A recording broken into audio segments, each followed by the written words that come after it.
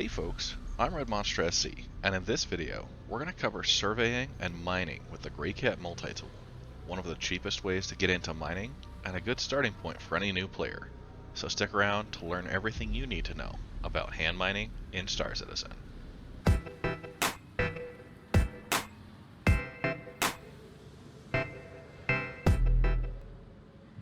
I've broken the video timeline up into chapters, so check the description for specific timestamps or hover over the progress bar to skip ahead. So let's get started. The Greycat Pyro RYT Multi-tool is a multi-purpose handheld device that includes swappable attachments to perform different functions. It can be used as a tractor beam, a laser cutter, and a mining laser just by equipping the correct attachment in your character loadout manager. You can purchase the Greycat Multi-tool at most weapon shops as well as any refinery station. It costs a few hundred UEC and should be a staple in any player's loadout. To be able to mine with the multi-tool, you're also going to need to purchase the OreBit mining attachment, which also only costs a few hundred UEC. These items have a tendency to get lost or dropped, so it's a good idea to buy multiple copies if you have the spare credits. You can equip the multi-tool through the inventory manager by pressing the I key, then either right-click and select Equip, or drag and drop it onto your character's utility slot. Once the multi-tool is equipped, you'll need to attach the OreBit mining attachment, which can also be dragged and dropped while in the Inventory Management tab, or by using your interaction mode to customize the multi-tool, selecting the OreBit attachment from the available list. This list shows the attachments currently carried in your character's armor or backpack, but does not look at ship or local inventory. Once equipped, you can draw the multi-tool using the number row 4 key, aim down sight by right-clicking, and activate the multi-tool by left-clicking. Another piece of crucial equipment is an environmental suit. Some planet surfaces will be either extremely hot or extremely cold, and these are highlighted in red and blue on the Gemstone locations table. Your standard spacesuits have a limited temperature range they can be used in, but you can purchase either the Caldera Pembroke undersuit and helmet combination for extreme heat, or the Caldera Novikov undersuit and helmet combination for extreme cold.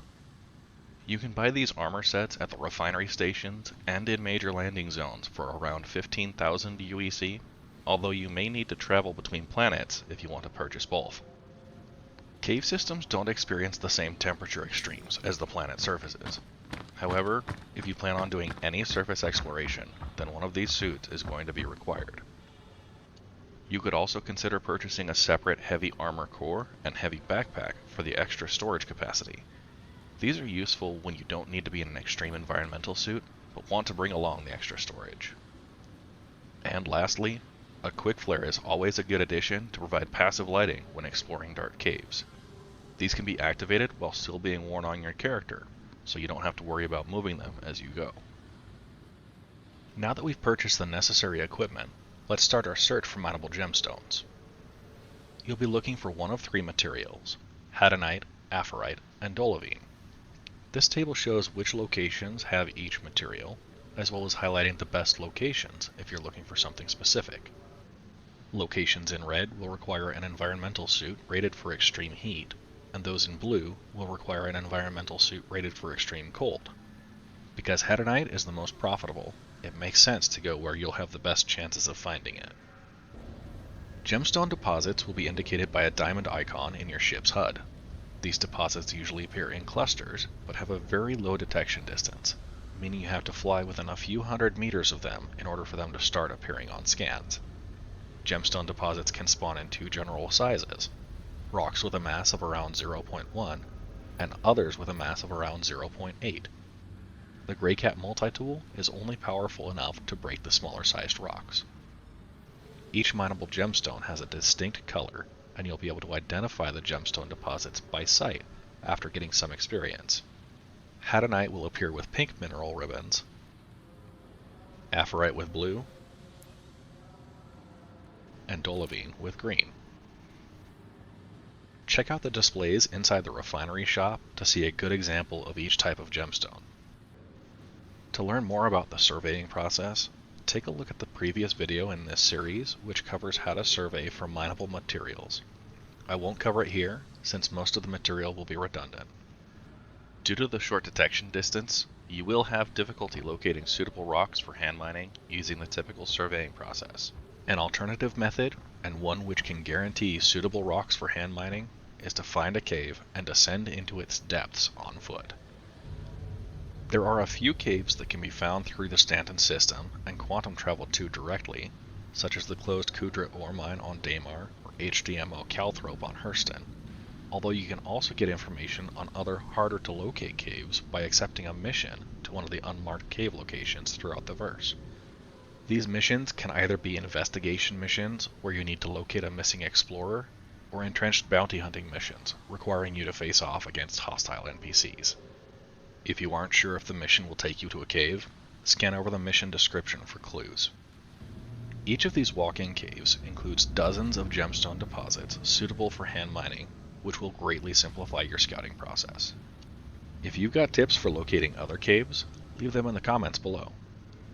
Beware that caves you locate through the mission board may be occupied by hostile NPCs, depending on which mission type you accepted, so you should exercise caution when approaching and navigating through the cave system.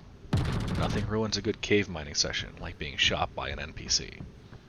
Once inside the cave, mineable deposits can be spotted either by manually scanning with your Greycat Multi-tool, or visually based on the uniquely colored crystalline ribbons that bisect the rock.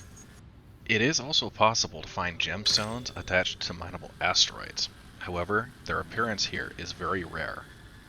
These deposits can be mined with the Greycat Multi-tool and returned to the ship for a little bonus profit, although they must be harvested before fracturing the asteroid or the deposit will be destroyed.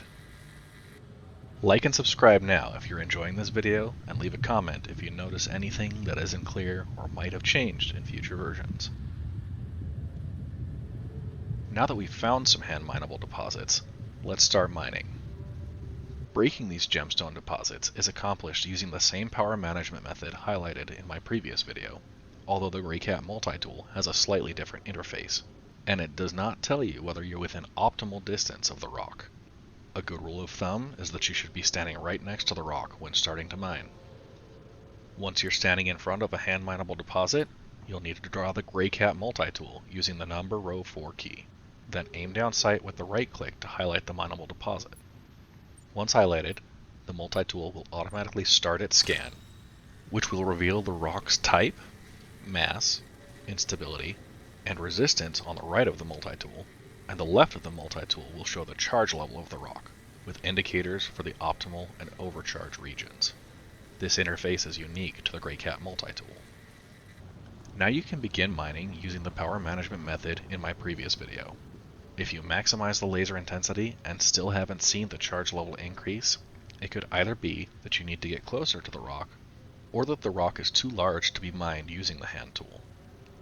After the rock is broken, store your multi-tool by holding the R key, then use your interact key and hover over the gemstones that were left after the rock fractured. With an individual gemstone highlighted, select the store option to pick it up and put it into your backpack. Repeat the process for the remaining rocks, and then head along to the next mineable rock to repeat this process.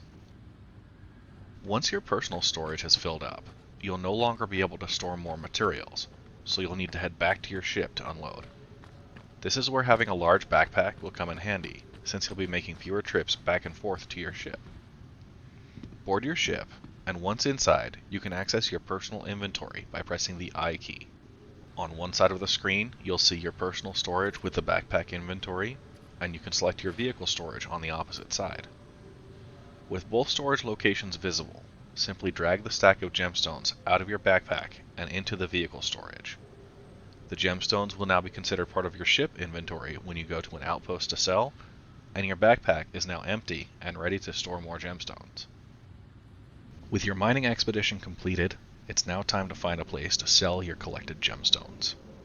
Most mining outposts will have a trade terminal that will purchase gemstones. Simply land on one of the pads or near the buildings, locate the building that's marked storage with the yellow light above, and approach the trade terminals inside to sell. The materials will show up under whichever ship they were transported in, or on your personal inventory. You can also sell gemstones at any admin terminal in a space station or city. Gemstone sale prices are not affected by trade demand signals, so you will always be able to earn the same amount of revenue regardless of where you choose to sell. And there you have it. Everything you need to know about hand mining in Star Citizen. Now get out there and start breaking rocks, and leave a comment below letting me know how your first few mining runs go. Next up, we take a look at the Greycat Rock and the Rock DS, a pair of ground vehicles outfitted specifically for mining. If you've got questions or comments, leave them in the comment section below, and check the pinned comment on this video for any corrections or additional details. You can connect with me on Twitch, YouTube, Twitter, and Discord by following the links in the description. And last of all, like and subscribe if you enjoyed this video, because it's like a test you can't fail unless you ignore it. Just one little click, boom, you get an A+.